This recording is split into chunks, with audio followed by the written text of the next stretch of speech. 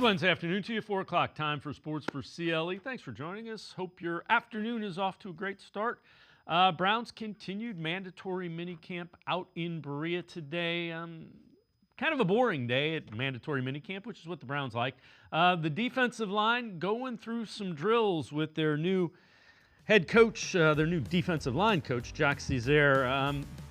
Defensive line figures to be a strength of this team again. A lot of the names back, Myles Garrett, Dalvin Tomlinson, both asked, with all the guys back, how can they expect this defensive line group to get even better than it was a season ago?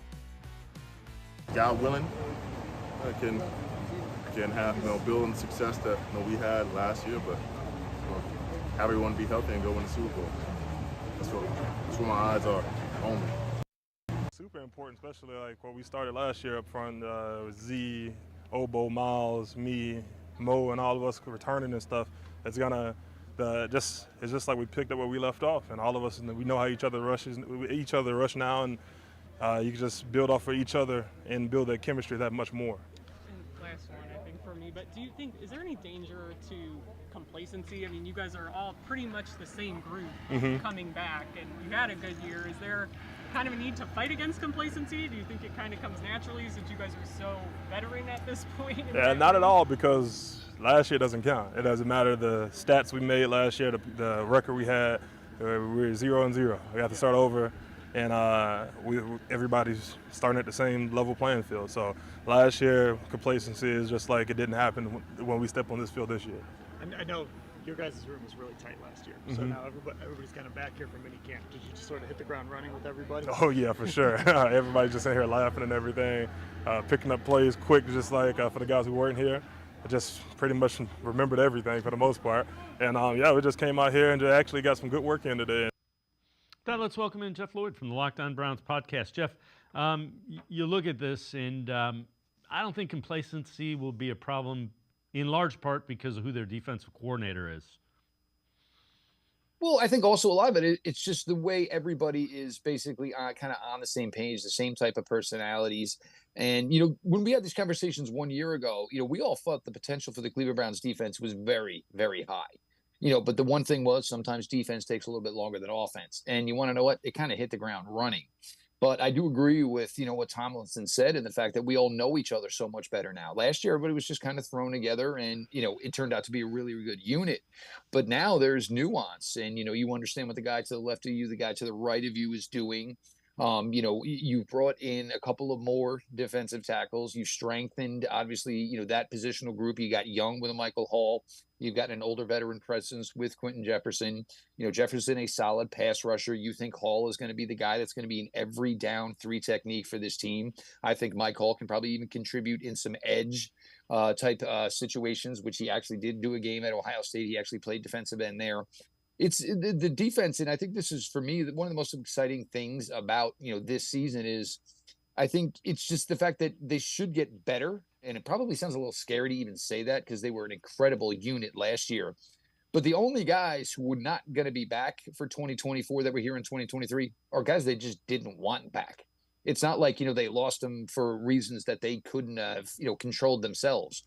The linebacker group, they knew there was going to be an extension coming for JOK that was going to cost some guys. You brought in a veteran guy, obviously, like Hicks, who's been around the league, has been a solid inside linebacker for years. Your secondary, you're looking at a lot of guys that we all have a high potential for, but the true fact of the matter is that the potential for some of those guys in that secondary is not going to be in Cleveland. There's just no way they're going to be able to keep all the defensive backs they have that they think are good players. The defense should be a really, really good unit. And, everybody wants to talk about the offense. Of course, we want to talk about the quarterback. But this defense, whatever you thought it was last year and whatever, you used to rank it, where they were first, second, third, they are going to be a top 3 defense in the NFL again in 2024. And most likely they should be the top overall defense in 2024. So we talk again about minicamp today. Deshaun Watson, who threw in 7-on-7s yesterday for the first time, did not throw. So this was his day off. So he did not throw. It was expected to throw again in 7-on-7s tomorrow and at training camp. Watson talked about the value of taking those mental reps. I mean, you just get a different perspective of, of what you're seeing. You know, sometimes playing the quarterback position, you don't see everything. You don't see the backside coverage or what defenders do. But when you take those mental reps, you can kind of see what everyone is doing on different coverages and different routes. You know, it's still not, you know, comparing to, you know, being out there and getting those physical reps. But at the same time, each and every time you're not in, you got to get those mental reps, even if, you know, I'm capable of throwing 7-on-7. You know, when the next group go in, I got to continue to stay locked in because, you know, sometimes you might not get those plays full speed, and you got to make sure you're, you know, prepared for whenever they do come. Yeah, Jeff, it's an interesting something I never thought of. You get to see the backside of the play. You get a different snapshot of how that looks. And this has been something, you know, that some people have talked about this Browns offense, you know, under Kevin Stefanski for, you know, the totality of the time it's been here is, you know, there's a lot of time where there's been a lot of backside digs where quarterbacks rush to their first, second read, and they were either contested throws, incomplete throws. But meanwhile, there were guys, you know, running the third and fourth routes of the, basically progression within the play. And we're open, and we're pretty significantly wide open. And when you're doing it this way, you know, and look, for Deshaun, that's the way you do it. If you're not practicing, obviously you're not throwing to the number one option. You're not getting your mental reps and going through the physical motion and throwing to, you know, the main target. But there is, you know, certainly some nuance to that and belief that, you know, that is something that, you know, he should think about and he should consider. And even the bigger reason is going to be is, you know, there's not a lot of teams in the NFL that say, well, I don't want my quarterback thrown to the third or fourth option anyway, because most likely, you know, who is that guy? You know, for Cleveland, that guy could be Elijah Moore. That guy could be Cedric Tillman. That guy could be David Bell. It could be, you know, Jamari Thrash. So the options are, you know, pretty solid. So you want to make sure that, A, you're keeping those guys involved, even though they're not going to get the total amount of targets that Cooper, Judy, and David Njoku are going to get. But you want to make sure they're getting their work too. So, you know, God forbid, hey, there's a game where, hey, this team is down their third corner. Their top two corners are good. Maybe a tougher week for Judy. Maybe a tougher week for Amari Cooper. But third, fourth options, more Tillman should be able to eat because, you know, they got a guy that just came up in the practice squad who's going to play significant reps. So it's just a way to keep everybody involved. And, you know, for Deshaun, it makes sense. You know, you throw one day, you sit the next. He's still in a rehab progress.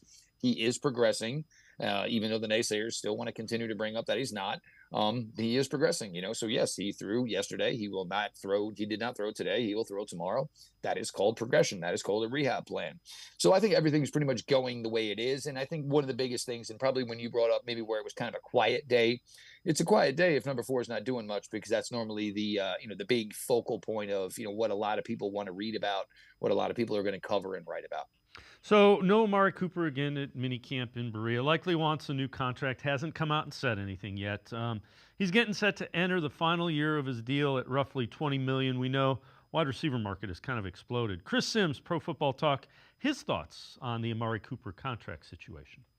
I understand where he's at as far as like looking at the current contracts and going, wait, Justin Jefferson isn't almost twice as good as me and some of these other guys that are making huge money now and where the market's gone. So I understand that. But this is one where legitimately I go, I don't know what I'd do if I'm Cleveland. Again, we do know the draft, wide receivers are growing on the trees like we've talked about. They just traded for a Jerry Jeudy, who I think, you know, again, was maybe overhyped in the draft and now is not getting the respect he really probably deserves for how good he is now. I think he's got some real talent, and they got other guys that, you know, are coming up too. So I don't know where this goes, Mike. This will be interesting. What do you think? You think they pay him and try to extend him? Or do they just kind of play hardball and go, we'll see how the year goes and we'll reassess at the end of the season or after the season? And Jeff, this front office, that's not how they roll with contract negotiations. Hardball, no. But I think they find a way to get it done because, to Chris Sims' point, he's the proven guy in their wide receiving room. Everybody else, there's a little question mark next to. So I don't think he's going to get 30 or 35 or, you know. I think they find a way to structure the contract that makes Amari Cooper happy enough that he wants to go. And it's actually funny because Chris Sims is trying to maybe give like a little bit like of a life and excitement to take it.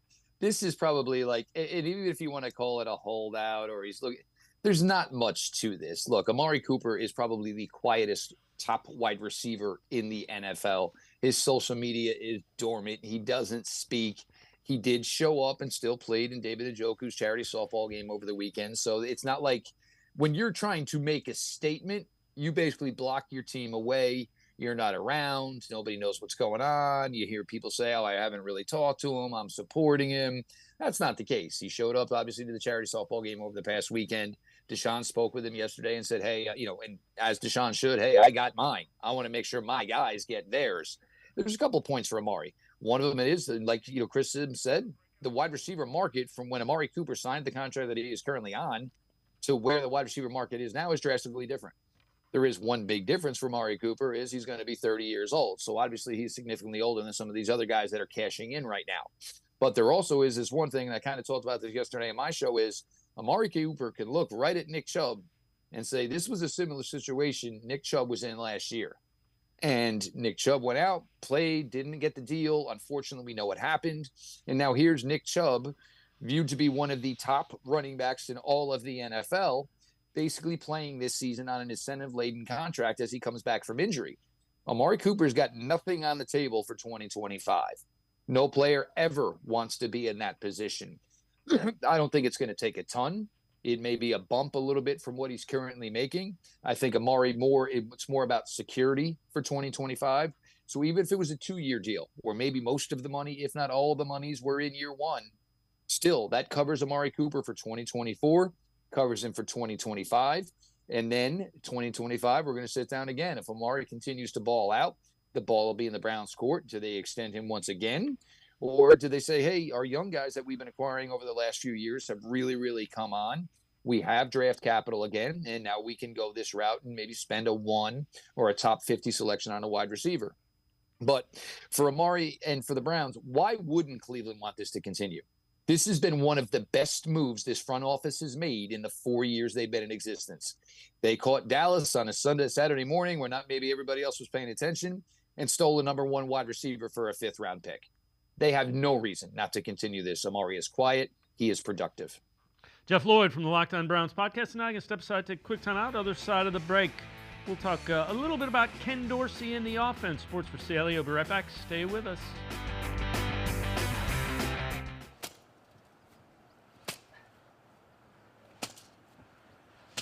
Moneymaker from the Ohio Lottery has no interest in beating around the bush. Money Maker. You play the game, you could win money. Up to $2 million. With more than $88 million in prizes from $50 to $500. Moneymaker cuts right to the cash. Unlike this guy.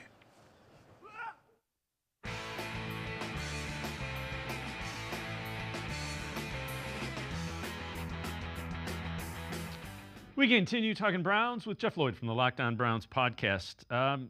We've talked about the additions that the Browns have made to the offensive staff and how they're remaking this offense with Ken Dorsey, offensive coordinator, Chris Sims, Mike Florio, Pro Football Talk, what they expect from this Browns offense. I wonder how different the offense is really going to be because Kevin Stefanski is an offensive guy. That's right. So it's not like you're going to turn the whole thing over to Ken Dorsey and say, hey, bring that offense here that got you fired from the Bills. It'll be some sort of a hybrid, I would assume, but whatever Ken Dorsey has added to it has gotten the attention of David Njoku. I like it. I mean, I think you're saying the right thing. Stefanski, I think, is still the architect of what he envisions of the offense and where he wants to go and all of that, right? Stefanski is kind of rooted a little bit more in the West Coast system and all of that. Dorsey has a little bit of a history there as well, but Dorsey, the thing that I think could be good here is Dorsey can bring a few wrinkles, right? Dorsey comes from a little bit of a different coaching tree. It's not as West Coasty and all that. So within that, sometimes there's some different ideas and schemes and how they put plays together that I think could fit the Cleveland Browns or add to their arsenal. And Jeff, we've talked about this quite a bit. I think Ken Dorsey's job is to maximize what Deshaun Watson does well. And I don't think the West Coast offense – can Deshaun Watson play in the West Coast offense? Yeah. Is it his strength? I don't think so. It's not that it's his strength. I think it's holding him back a little bit. We're talking about, maybe that's where the Ken Dorsey influence is probably going to be a positive one. He had, and look, nobody is Josh's size that Josh is in Buffalo. So you can get away with a lot of things. And, hey, Josh, look, man, if it's not there, hey, if you got to take 10 carries today or 10 scrambles, we might need that 75. We might need that 80 yards. It could be the difference in whether or not we lose today. Now, with a Deshaun Watson, and certainly, dinged up last year, and he's been dinged up at times, you're not going to say, hey, if you got it, go ahead, take the 10, 11 scrambles, we'll take the yards and figure out the next down. But you don't want to take away from the fact that he does have great legs. He is a great open field runner. You do not want to make that your entire offense on it, obviously. But, and Deshaun has also been proven to throw the ball for 4,500 yards. So you're just trying to maximize everything you can. But it is a little bit of a difference this year because, Ken Dorsey comes in here, and I don't know if anybody truly knows what the Cleveland Browns running game is going to be in 2024. It's not like we haven't been able to say what we knew it was going to be the last few years and quite confident in it. And every year it was probably the best part of their offense. Ideally, they were going to make this transition eventually where it was going to be more of the offense was obviously through Deshaun Watson. Last year, that couldn't happen, and just as it was starting to happen, Deshaun joined Nick Chubb on season-ending injury reserve. But this was always going to be the plan. Certainly, when you invested $230 million, you were not just asking for a placeholder at quarterback; you were asking for a difference maker at quarterback. All things that Deshaun Watson at times has proven he could be, he can be. So this was going to happen, and then you see the investment into what you've done at the wide receiver room. The emergence of a David Njoku. You even go out and sign a running back in Naheem Hines, who is basically a pass receiving specialist. So you are doing everything you can with the focus and the attention on that. We want to throw the pill, and we want to throw the pill quite often. And, for Ken, that's kind of what they did. They ran a little bit in his time in Buffalo. They ran basically to balance it out, to keep you on your toes, but it mostly was run through 17, just as I think the ultimate plan for the Browns, and it's certainly Stefanski's plan with a mesh from Dorsey, is that this offense is going to run through Deshaun Watson. So I know you've addressed this on the Lockdown Browns podcast. Who are the Browns' core 4 players if they have hopes of winning the AFC North this year? See, now the way we did this, and this was going to be an exercise for, what is the best for 2024, and we're going to come back in a day or so, and it's going to be an exercise for what is the Browns' core 4 going further, in the next few years. Of course, we know it's Myles Garrett. You have the returning defensive player of the year. And I think the thing, and which was really, really great to see with Myles, and even when you see Myles talk now, he's just having so much fun. When you saw Myles early in his career, it was, man, I'm really busting my butt and I'm doing everything I can. And he can't even say those things because, maybe you're rubbing people the wrong way. But it was Myles Garrett and the Garrett Ayers supposedly. But now he is playing with such established talent, and you can see the smile in his face and understanding that, man, I still don't get one-on-ones, but I'm not getting triple teamed anymore. And you know what? I can rush from other spots. I don't have to stay at left end because, so-and-so can't do this, so-and-so can't do that, da-da-da-da-da. They can mix up. They can find any 4 pass rushers, put them on the field at any given time. They can have guys play in different spots, run through different, gaps, just things they never had the ability to do. But now that they've upgraded the talent, they can. Question comes, who else maybe joins them on the defensive side of the ball? JOK is certainly a name to be mentioned. Denzel Ward would certainly be a name to be mentioned, but, we know Denzel misses some time. And in that time he's missed over the last couple of years, we've got to see Greg Newsome be a great player. We've got to see Martin Emerson Jr. certainly be a great player. Grant Delpit is a safety that does everything for this team. He's just as effective at the line of scrimmage as he is covering T. Higgins 35 yards down the field and breaking up a pass. Then you go to the offensive side. And look, whether or not you think Deshaun Watson should be on this list, Deshaun Watson has to be on this list. Your quarterback needs to be one of your absolute core players. There is no question about it. And, as long as Deshaun Watson plays 16, 17 games, you will see the best we've ever seen of Deshaun Watson in a Cleveland Browns uniform. Then the question comes is, who else do you find on the offensive side of the ball? Could it be Cooper? Could it be Njoku? We don't know when Nick Chubb's going to return, so it's hard to think it's him. But I think it would be Joe Bitonio and the rest of the offensive line. The Cleveland Browns offensive line that was so great for 20, 21, and 22, they have nowhere to go but up in 2024. The group as a whole was down in 23, and it's still great players. You're talking former All-Pro players, multiple All-Pro players on this offensive line: Jack Conklin, Joe Bitonio, Wyatt Teller. There is nowhere for this offense line to go but up compared to where they played in 2023. Yeah, and a lot of it was that they were injured, without question. Of course, absolutely. Along those lines, Pro Football Focus, the all-breakout team for 2024. And PFF's right tackle on the all-breakout team, Dawan Jones for the Browns. Mountain man on the right side of the offensive line. Showed off his pass-blocking potential in his rookie season. Allowed just 21 pressures, 419 pass-blocking snaps. Had only 2 games where he earned a PFF pass-blocking grade below 60. And the other thing, Jeff, is as they get to his technique a little bit, that run blocking is going to be even. I mean, he's just too big to handle. It's just with that, it's just a matter of a little tweak, and he's going to be a guy that runs over people. Oh, there's no question about it. And the thing that is probably the most impressive thing about Dawan Jones is, I'm always a guy where I look down, I look at feet, and you want to see cleanliness, and you see his feet are so clean, and then you kind of look up, and you keep looking up, and you keep looking up, and then you're just like, oh my Lord, a man of this size should not be able to move like this. The key with the run blocking is, what do you always tell them? Get low. Obviously, you want to be square when you're making contact. It's a little different when you're coaching a guy like Dawan Jones because there's only so low 6'9" can go. The key is going to be to work with him on always the inside arm because you don't want it to be the outside arm because that's where you're going to possibly get into holding penalties, things of that nature. It's going to be about getting him to use his length. And there were times you saw it last year where he just got his left arm as he was crashing down on a 230-pound linebacker. And the next thing you know, you went frame by frame, and within 2 frames, boom, the 230-pound linebacker was nowhere to be seen because he tossed him and just pushed him 10 yards away from him. So it's a little different. You can't coach everybody the way, and not everybody's the size that Dawan Jones is. And certainly, new offensive line coach, that's going to be one of the biggest things is you have this guy who certainly has all-pro potential because of what he is as a pass blocker, but you have to up the run blocking skill. And it's tough because sometimes you got to get an offensive lineman through a tight space so he can get to his assignment and get to the guy he's supposed to block. And tight spaces and 6'9" and 350 don't necessarily go hand in hand. So certainly, a big challenge there. But, the world is certainly, the NFL world could be Dawan Jones's oyster. He just gets a little bit better as a run blocker. And you're talking about a guy who's got all pro potential season in, season out. Jeff Lloyd from the Locked On Browns podcast, and I'm going to step aside, take another time out. Other side of the break, we'll head to the voicemail of Truth and Reason. Sports for CLE. I'll be right back. Stay with us.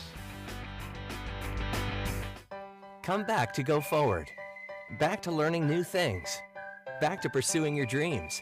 Tri-C has flexible learning options to fit your life. And every year, more than 1,000 local companies provide Tri-C students with real-world learning.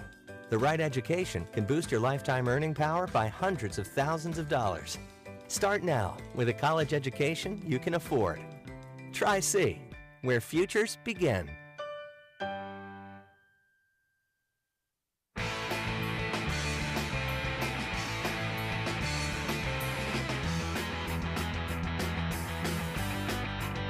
We continue talking Browns with Jeff Lloyd from the Locked On Browns podcast. Let's head to the voicemail of Truth and Reason. Hey, Dave, Frank from Cleveland. Just one thing about this new stadium. I thought City Council is supposed to bring revenue in the city, not chase it out of the city. The Haslam's have done nothing but bend over backwards. They open their wallets up to everything. They don't want to work with them? I don't know. Can you explain that situation to me a little bit? Or, the taxpayers' money's going on garbage anyways, and people that smoke and drink pay the bill, the sin tax, if I'm thinking correctly. Please let me know your opinion on that, Dave. I love your brother. You and the family be safe and enjoy a good summer, and I'll be in touch with you. As always, appreciate all of the voicemails. Jeff, the thing on the stadium, I get they want to renovate it. I get people want to keep it in Cleveland. On the lakefront, in the Midwest, should be something that is developed that can have use 365 days out of the year at a high level, not 10 times. So I understand people want the Browns in Cleveland. That lakefront, City Council should be worried about developing that. Look at Detroit. Some of the other Midwest cities that have figured that out have unlocked things on the lake. And look, I think you kind of hit the nail on the head. The Browns hope that maybe they can get an extra football game or two at Cleveland Browns Stadium. Well, you can have a WrestleMania. You could have an NCAA Final Four. You know, there are so many things you can do. You can have music, you can have live concerts 24/7. The Eras Tour didn't necessarily have to be in the summer. It could have been during the winter. You know, these are just, and it's just the way of going. I mean, look, and you look at the NFL and you look at what the NFL preaches where, hey, we are trying to squeeze every last penny out of every single thing we can. That would be the thought process, and it would. And, you look, everybody, and I'll be honest, I watched that Chiefs-Dolphins playoff game last year, and to me, it was a horrible watch. It was disgusting. And then to hear that people may have actually lost a digit or two sitting there going through that. No, eventually, look, South Florida, Los Angeles, you want to do it where you can have it open? Yeah, it's a lot easier there. But ain't nobody in their right mind wants to go sit in negative 20 degrees and watch a sporting event. Eventually, it comes to my personal well-being versus the love of my team, my sport, et cetera, et cetera. You could also host a Big 12, a Big 10 championship game there. There are a million things that can come from that. And if it is unused land, people with money say that is a wasted opportunity. There is a way to turn this into a cash cow. And now, look, these conversations might not even be happening if the Browns were still not good. Because I don't think anybody would be like, well, why are we going to invest all this money? The team it's not still a draw. But, the fact that they are a good team, the franchise is turning around, it has a lot of national eyes on it. All of a sudden, is it a draw? And, you work with the NFL and say, hey, we put this in, the city puts this in. Can we get a Super Bowl here? And then all of a sudden, those wheels go in motion, and they go in motion really, really quickly. Yeah, and again, why are the city councilmen doing? They're grandstanding. It's because it's something they can get and they can thump on the table and all right, go figure out how to use your lakefront property, and then you'll really impress me as a city council person. Bottom line. All right, Browns defensive tackle Delvin Tomlinson, what he has seen from Jeremiah Owusu-Koramoah in the year he played with him last year. Put it in one word, the guy's explosive. He's definitely a playmaker, and I felt like he started coming to last year, and I feel like he's gonna keep growing a lot more this year. And just seeing him on the field, the way he's just been taking over a little bit this year. It's just like the development over the offseason and just all the experience he got last year. He's gonna be one hell of a player. I know you're engaged, you're doing all sorts of stuff on the line, but were there ever any moments where you saw him make a play and you're like, man, I can't believe that? A couple times, yeah. Trying to get off blocks? It was a couple times. I thought I was going to make the play, and he just come out of nowhere and shoot through the gap. And like I was saying, TFLs and stuff, and making y'all celebrating. But yeah, it's a couple times. It's just he just comes out of nowhere. Like you don't even know he's over there at one point, and then he just pops up, big play made. And yeah, that line with Tomlinson is one of the reasons that the JOK can make those big plays as well. That is an absolute thing that I think a lot of people kind of are missing here. And look, and we talked about this. I think Jeremiah Owusu-Koramoah was one of the most improved defensive players in all of the NFL in 2023. But a lot of that has to do with you need to have faith with the guys in front of you. And the guys in front of you got to prove that they are going to keep you clean. Ray Lewis's of the world. You talk about Roquan Smith, one of the best linebackers in the NFL right now. None of these highlights are ever Roquan Smith fighting off a block, taking on a double team. No, it is a great athlete with great instincts and great read and recognition ability saying, I know this play before you snap it. And with guys like that, the biggest thing is hopefully you don't give up to them that you know what's coming. But if you keep a guy like Jeremiah Owusu-Koramoah clean, you get what you got last year. And the thing is, even the slight time where, hey, he might get blocked here, I'm going to beat this because 99 out of 100, I'm not getting touched anyway. So if I got to give a little extra on this one rep because my guys, unfortunately didn't get it done this time, that's no problem. So I'll split a quick double team if I have to.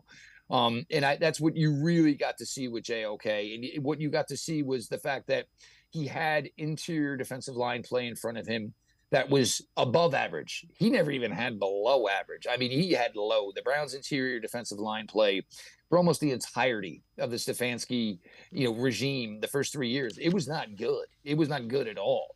But then all of a sudden last year, it went from not just good, it went to almost great. And I think it's going to even be better this year, of course, with the addition of Mike Hall, bringing in a Quentin Jefferson, who will certainly help more in pass rush situations than he will, but in run D. But it is, of course, because of a guy like Jim Schwartz and a commitment to it.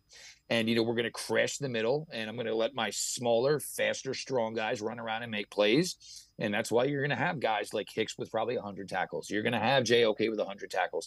Most likely a guy like Grant Zelpa with 100 tackles, because you keep your elite, quick, smart, good tackling defenders as clean as possible, and you let them go do what they're supposed to do. So Myles Garrett met with the media today and was asked just about Super Bowl, what it would mean to him. Don't care about legacy. I want it for the city. I want it for those guys and them. My legacy, it will speak for itself.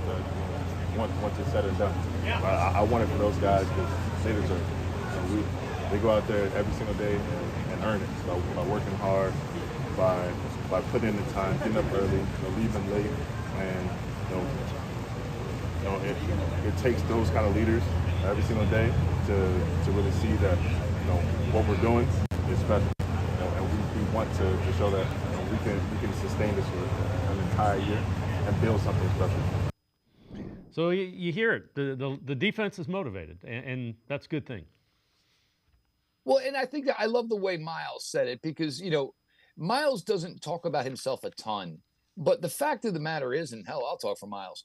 Myles Garrett, whenever he says, I'm done, his next stop is Canton. He has already proven that all the talk and the conjecture about what the Cleveland Browns should have done at number 1 overall in 2017. And I remember having these conversations with a million people. And basically what I try to tell them is, are you going to tell me Mitch Trubisky's a Hall of Famer? Oh, I don't think so. Well, Myles Garrett's going to be a Hall of Famer. So you don't just say, nah, we'll try again at the quarterback position. They got and if you do the paramount of, what are the most important positions, what are the odds of going number 1? Most likely a quarterback and most likely a pass rusher. Really no other position is ever going to be in consideration to ever go number 1 overall again. They are the 2 most dominant positions on the field. And whatever however things were working in 2017, and I think we can all agree they probably weren't going that smoothly at all. They did do one thing right. They drafted the guy with the Hall of Fame potential who at this point is on pace to become a Hall of Famer. So I think for Myles, it's not necessarily about the ring for him. And like he said, it's about for everybody else. It's about the guys that we don't talk about on these shows very often. It's about the guys that, the Mary Kay Cabotts of the world don't run and go write a piece about. That's who it's about. That's the legacy for those guys. Myles Garrett's legacy is already written. Jeff Lloyd, Locked On Browns podcast, as always. Great stuff. Appreciate the time and the insight. Thanks very much, Jeff. All the best, Dave. Everybody have a great week, and let's enjoy some summer, guys. Sounds good. Jeff Lloyd, make sure you check him out. Always insightful Browns coverage, the Locked On Browns podcast. We're going to step aside, take a quick time out. Jacob Roach from BrownsWire.com. We continue talking Browns on Sports4CLE. Stay with us.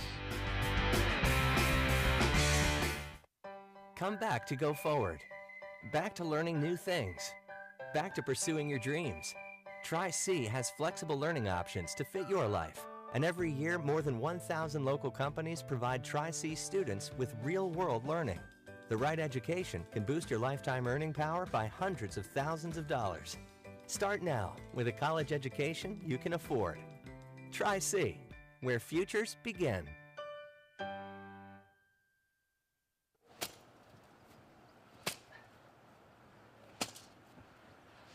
Moneymaker from the Ohio Lottery has no interest in beating around the bush. Money Maker. You play the game, you could win money. Up to $2 million. With more than $88 million in prizes from $50 to $500. Moneymaker cuts right to the cash. Unlike this guy. I am powerful beyond my wildest imagination. I will define my future. I will keep challenging myself to improve. Because I am a future leader of this great nation. I will be responsible for raising a beautiful family. And educating not only my generation, but many more to come. I will make a difference in my community. And I will stand up for what I believe in. I will not settle for simply chasing my dreams, I will achieve them. because I was given a chance. An opportunity. A home. At Family, Career, and Community Leaders of America. The ultimate leadership experience. FCCLA has been one of the greatest experiences of my life. It's made me who I am today. Join us. We'll build a new future together.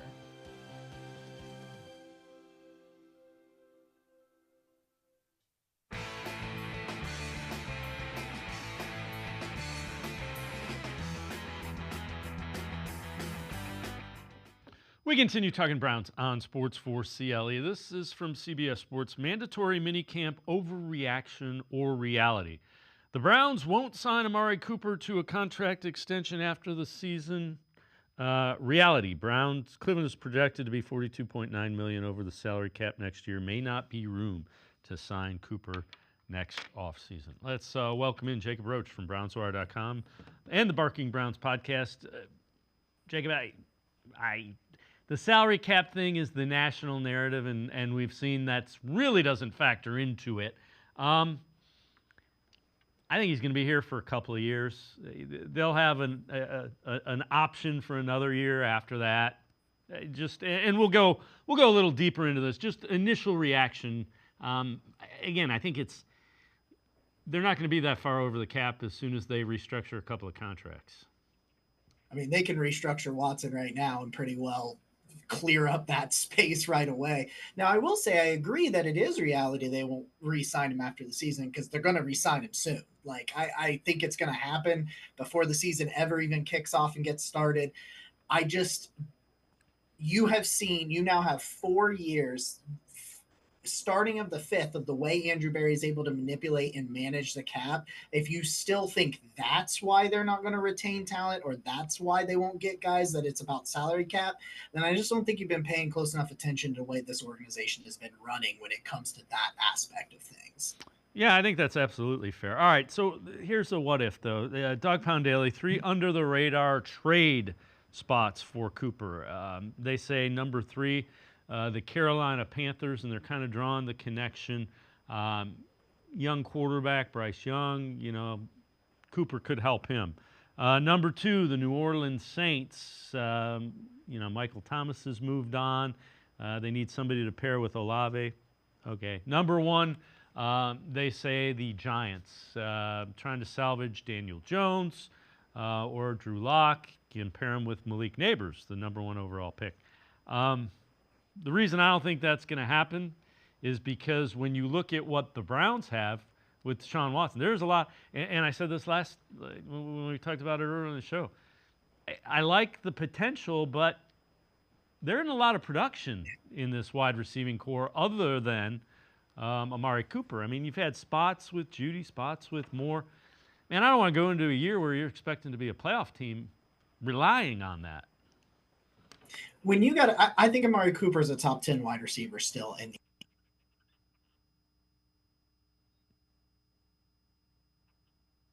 obviously a little bit of trouble there with our connection with Jacob, and we will effort to get that going again. Trying to say that Cooper's top 10 receiver, and I think that would be I don't think anybody would argue with that whatsoever. Longtime Browns beat reporter Tony Grossi with his read of the Amari Cooper contract situation. Do you think something gets done before training? Yeah, you have 5 weeks, although everybody goes on vacation, including his general manager, including player agent. So it's tough to get a deal done in the 5 week in between. It usually takes some type of artificial deadline to get a deal done, right? So maybe it's eve of reporting at So, Jacob, basically, they're cut out a little bit. What Tony Grossi is saying is there needs to be an artificial deadline to get that deal done. And you had mentioned a top 10 receiver, and that's why I'm with you. I think they find a way to get something done. Yeah, and I mean, one thing that I think is interesting about the last 2 years that Amari's had here in Cleveland is you're looking at a guy, because people are talking about, well, he's going to turn 30 soon. I think it's on Monday, actually, but and he's getting up there. But it's like this guy has set career highs, first in touchdowns and in yardage in back-to-back years in his 28 and 29 season. Like, I don't see any kind of regression from Amari Cooper right now. And I'm with Tony 100%. Like, I understand putting a deadline on it so it doesn't like become a distraction, but he's right that they're going to do it. Like, I just think of the Nick Chubb situation and the deal where that happened during training camp, at the beginning of training camp. It's actually when I bought the same day I bought that Nick Chubb signed helmet. Interestingly enough, he signed his contract extension, but you have so many places where Amari Cooper would be an amazing landing spot, like they were talking about in that article. And it's just because like he's a constant professional who is where he's supposed to be when he's supposed to be there.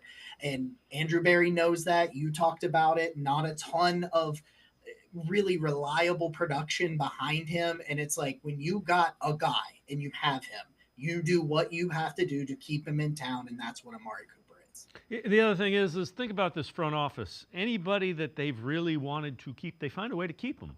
And Andrew Berry's come out and said, we want to keep Amari Cooper. So it may take a little creativity in the way the contract is structured. They're pretty good at that. This front office, they can get real creative with their contracts. Well, I was looking at a little bit of like some of the salary cap stuff with Cleveland next year. And one thing is there is a little over I think it's a little south of $8 million in dead cap from Amari Cooper with a void year. There's $7 million freed up when you extend him and kick that can down the road and put some void years on the back end. They put a bunch of void years on Juan Thornhill's contract, and now his cap hit is nothing for the entirety of his contract. Like, no matter what you want to say about Andrew Berry, some areas that aren't perfect and some areas are better, he is one of the best when it comes to structure of contracts in the management of the cap. So if there was any other, like maybe if Amari didn't like playing for Kevin Stefanski or something like that, I could see there a possibility of them moving on, but it's not going to be because of money. And I think they'll just figure it out. Jacob Roach from BrownsWire.com and the Barking Browns podcast. And I can step aside, take a quick time out. Other side of the break, we'll talk a little defense. Sports for CLE. We'll be right back. Stay with us. The Ohio Lottery Partners in Education program is dedicated to recognizing exceptional students, teachers, and schools throughout Ohio. Scan the QR code on screen to nominate students and teachers as Academic All-Stars and Teachers of the Month. They must be currently enrolled or teach in grades K through 12. Is your K through 12 school developing students' literacy skills to achieve success in reading? If so, you can nominate your school for the School of the Year. Students can win $100, teachers can win $500, and schools can win $2,500. Scan the QR code, fill out the forms, and nominate deserving students, teachers, and schools today. The Ohio Lottery Partners in Education program takes pride in honoring exceptional students, teachers, and schools across Ohio. Submit your nomination today. It's fun, fast, and free.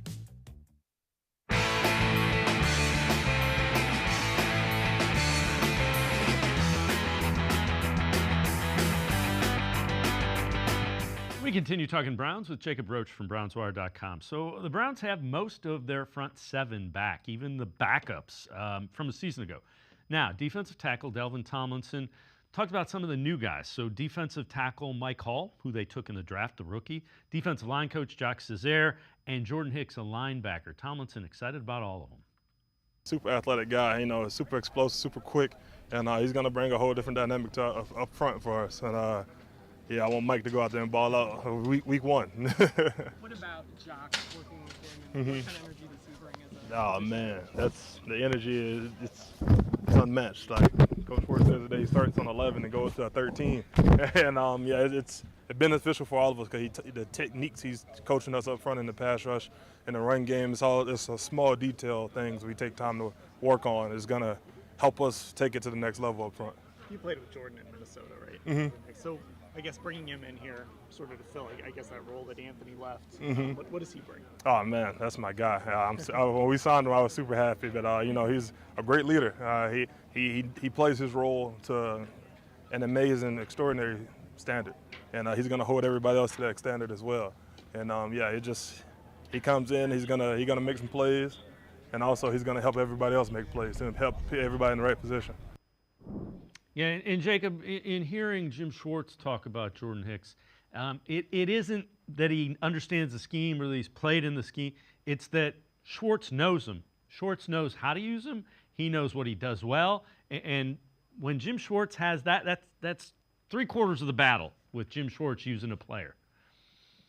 Yeah, I mean, we've talked about this a ton, like during the Joe Woods era, where we thought they were kind of trying to force a player into the scheme instead of, changing the scheme around the player. And then we get to last year and we see all of these great defensive linemen be even better because Jim Schwartz played to their skill set and their strengths and understood how to use that to exploit weaknesses on the other side.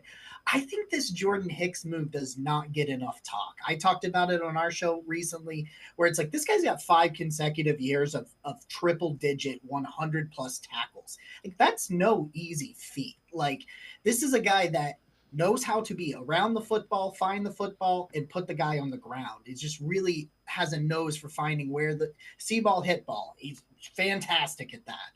And you have that next to JOK and the explosiveness and the athleticism that he has. It just really feels like we're underselling this because maybe there's some issues at depth at linebacker, but I think this is I love Anthony Walker. I still think this is a significant upgrade. I think he's a really good athlete. And I think Jim Schwartz already, like you said, 3/4 of the battle, he already knows how to use them. They don't have to try to teach him the system or make all these he understands what he needs to do with Jordan Hicks to get the best out of him. And I think it's going to show very early this year.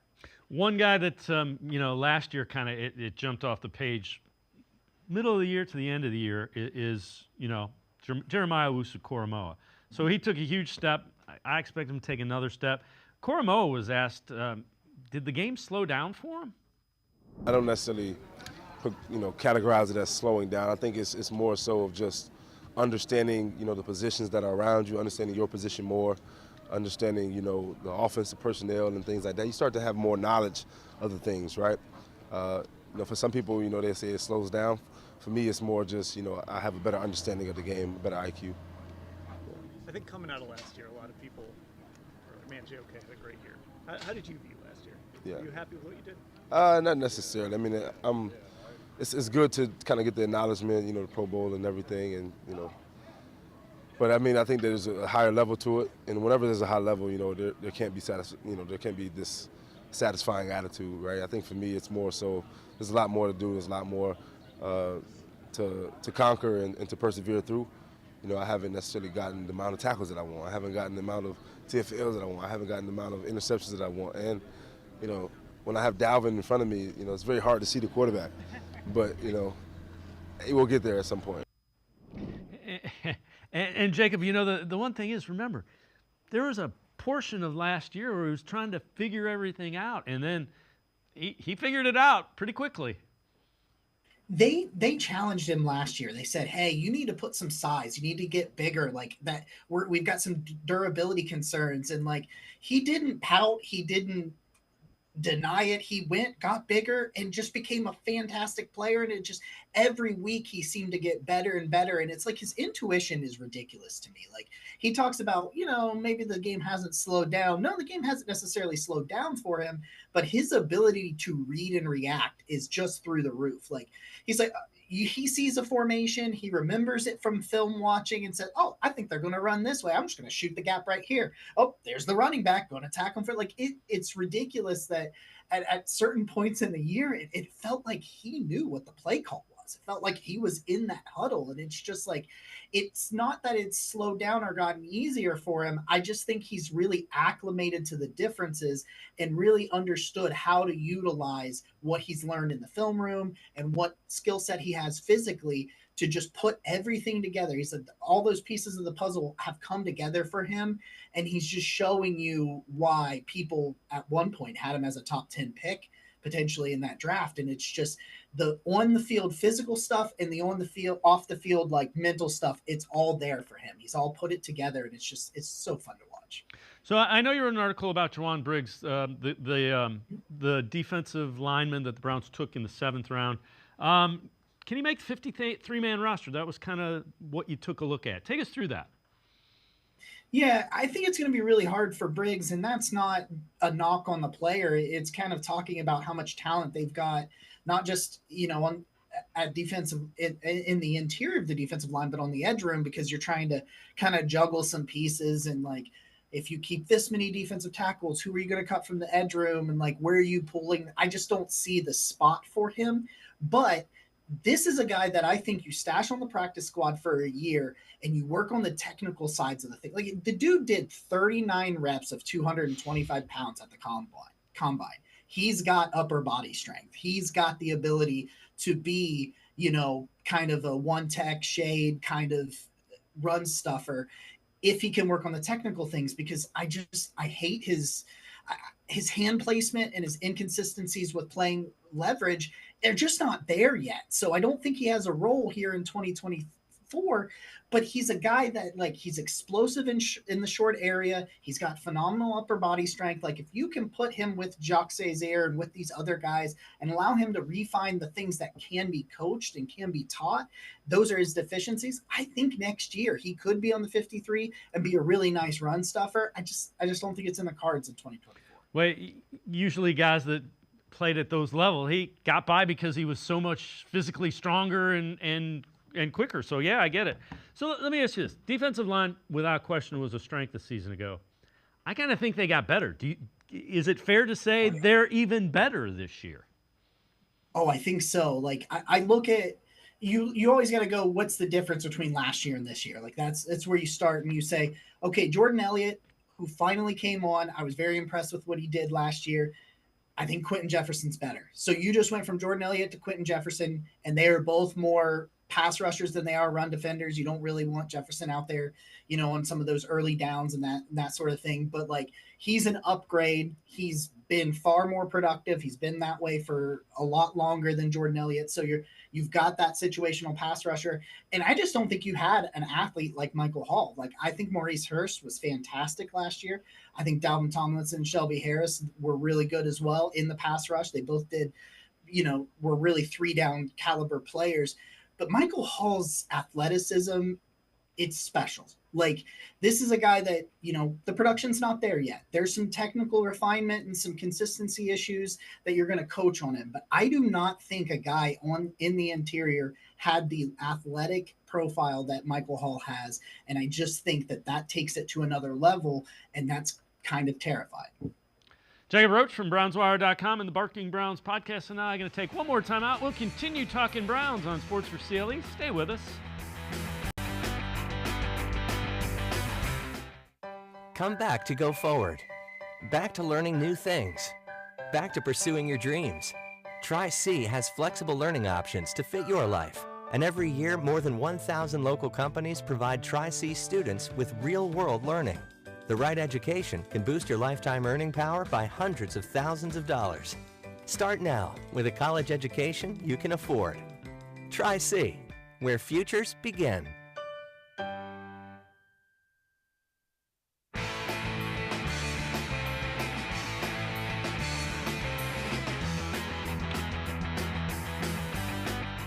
We continue talking Browns with Jacob Roach from BrownsWire.com and the Barking Browns podcast. So there's a possibility in the not-too-distant future the NFL will expand and add an 18th regular season game.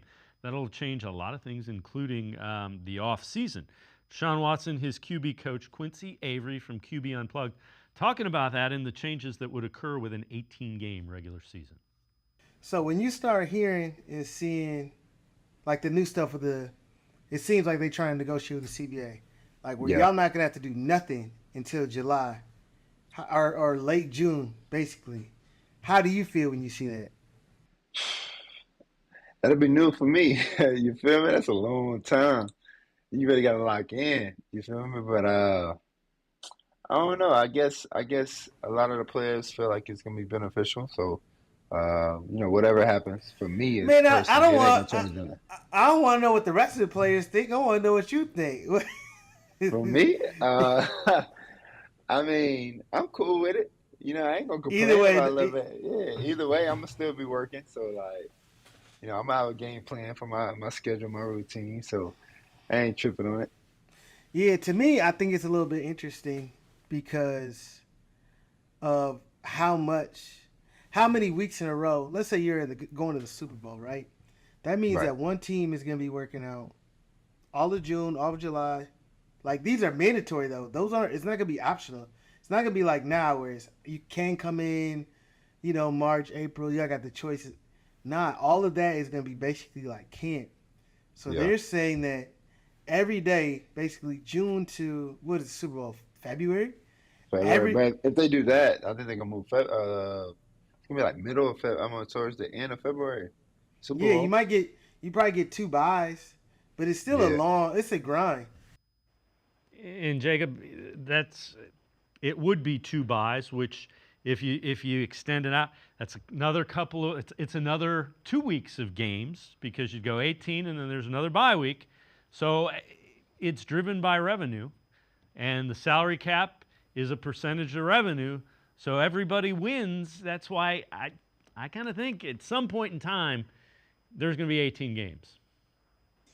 Yeah, I think it's almost inevitable at this point. I mean, when they wanted to go to 18 originally, and then you got the 17 number, they didn't float out that 2-buy situation. And it's like, to me, the biggest thing, I understand money rules the world. They want to find any way they can to bring even more of it in.